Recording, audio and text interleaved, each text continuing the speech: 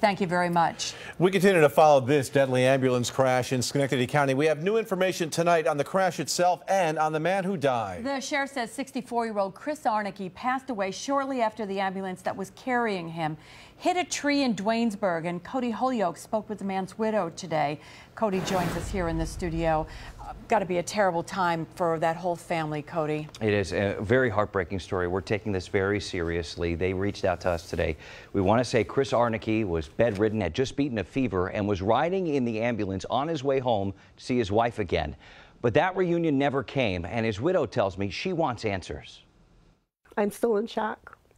I'm still in shock. 24 hours ago, Linda Arnicke had a husband. Chris was a fighter who made it out of Korea, beat cancer, and for 30 years was by Linda's side. Even with the battle of constant health problems and pain, the love was still there. He looked at me with those big blue eyes before he left the hospital. And he said, "I see you when we get home." Never came.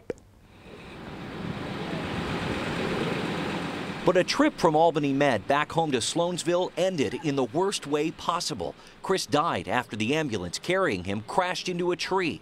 Linda, waiting at home for her husband, saw the report of the crash on the news. I had called the hospital and asked them, you know, what was going on, who took him home. The ambulance never came here. And they said, well, there's this, the sheriff is going to come out and talk to you. And I go, why? And then I knew.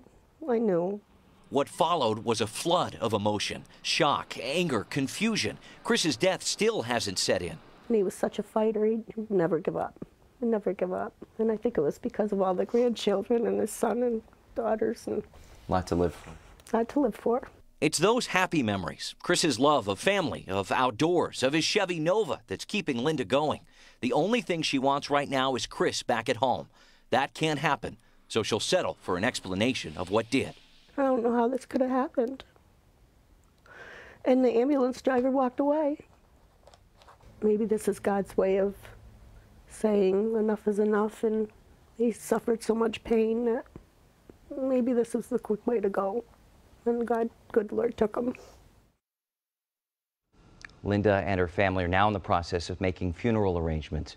The driver of the ambulance was treated and released. A medical technician riding in the rig was also hurt.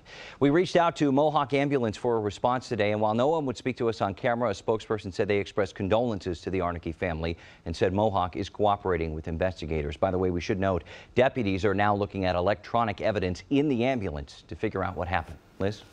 All right, Cody, thank you very much. Breaking right now.